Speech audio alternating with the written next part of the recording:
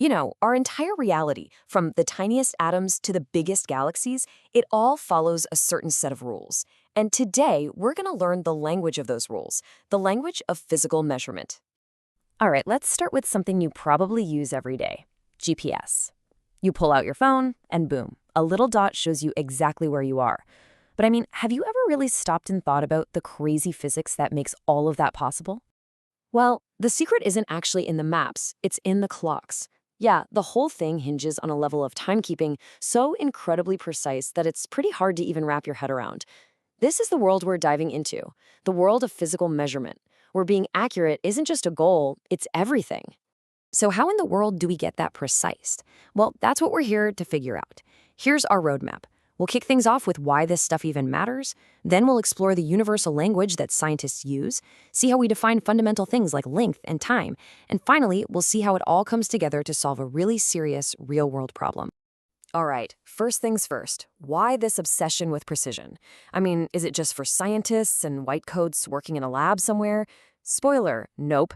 It's actually the invisible backbone of the technology you use constantly, every single day. At its heart, physics is all about measuring stuff. And if you want to build anything, a bridge, a computer chip, you name it, we all need to agree on a system of rules and units. Let's go back to that GPS example. It figures out where you are by timing signals from a bunch of satellites. If the atomic clocks on those satellites were off by even a tiny billionth of a second, your phone would think you're hundreds of meters away from where you're actually standing. It would be totally useless. So because everybody needs to be on the same page, this led to the creation of a universal language for measurement. The International System of Units, or SI for short. You've definitely heard of it, you probably know it as the metric system, and it is the absolute bedrock of all modern science.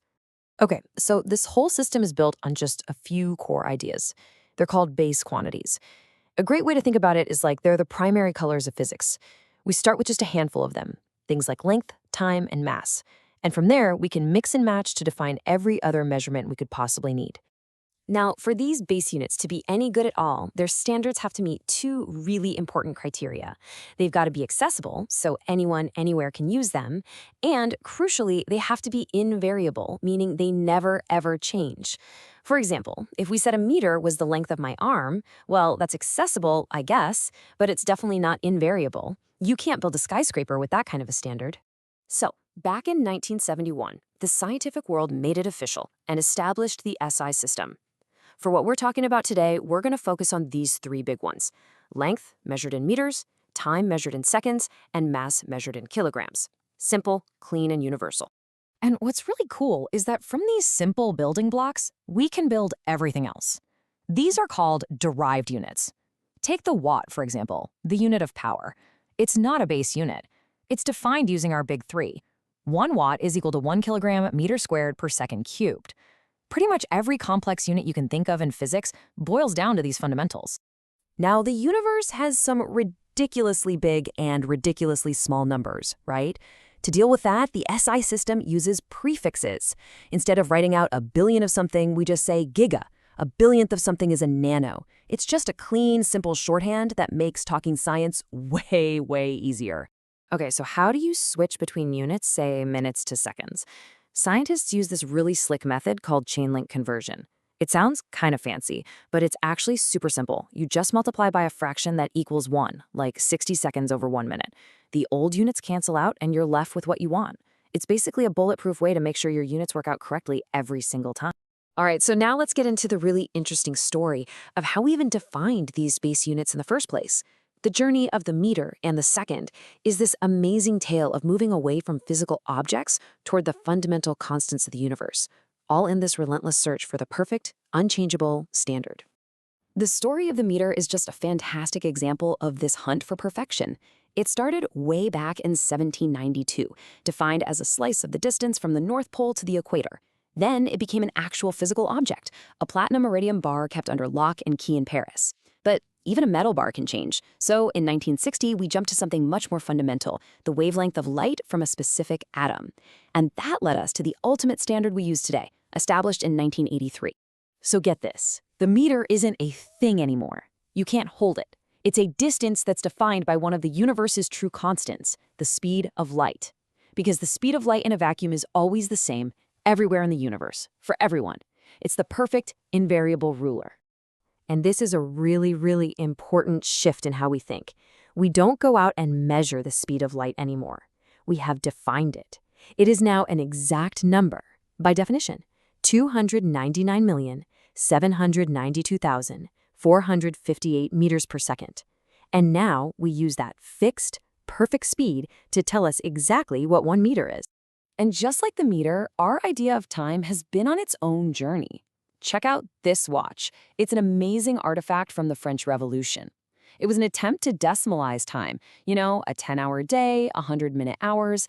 It was super logical, but it just never caught on.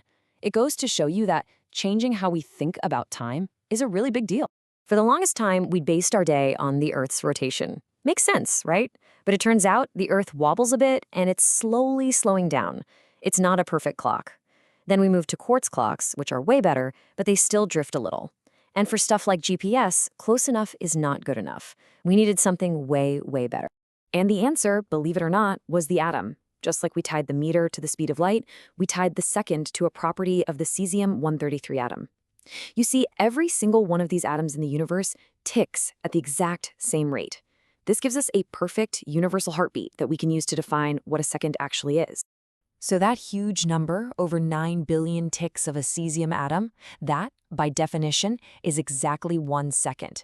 To give you an idea of how precise that is, if you had 2 of these atomic clocks, they'd only be off by a single second after 6,000 years. That's the kind of precision that makes our modern world possible. Okay, so we've got length and time tied to universal constants. But what about mass? Well, for a really long time, the kilogram was the odd one out. While the meter and the second had been upgraded, the kilogram was still, well, a physical object. And this is why. This little cylinder is Le Grand Key, the international standard kilogram. I'm not kidding. For more than 100 years, the weight of everything from the sugar you put in your coffee to the rockets we sent to space was all based on this one little piece of metal locked in a vault in France. You can probably see the problem here. Having a physical object as your standard is tricky. We had Le Grand K for our everyday world, but for the microscopic world, scientists had a much better standard, the mass of a carbon-12 atom. The problem is, a physical thing can change. It can get dirty, it can lose a few atoms, but the mass of an atom, that never ever changes. So the big challenge for scientists was, how do we bridge that gap? How do you reliably connect the super precise atomic world with this clunky metal cylinder? This question fueled decades of research, and it finally led to the redefinition of the kilogram in 2019, which, just like the meter and the second, is now based on a fundamental constant of nature. Okay, so we've been deep in the theory. Let's pull it all together now and see how these super precise base units actually help us solve real-world problems. This is where the abstract concepts become incredibly powerful tools. A great everyday example is density. It's a derived quantity. And it's defined simply as the mass of something divided by its volume. And if you look at the formula, rho equals m over v, you can see it's built right on top of our base quantities, mass and volume, which is really just length times length times length. And this isn't just for textbooks. We can use this to tackle some serious life-or-death engineering challenges, like predicting when the ground might liquefy during an earthquake. It's this terrifying thing where the ground basically turns to quicksand during a quake, and buildings can just sink. But engineers can actually predict when this might happen, and it all comes back to our base units. Here's the breakdown.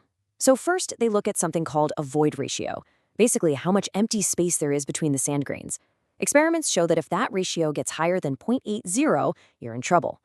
So using the definition of density, they can create a formula that connects that void ratio to the actual density of the sand.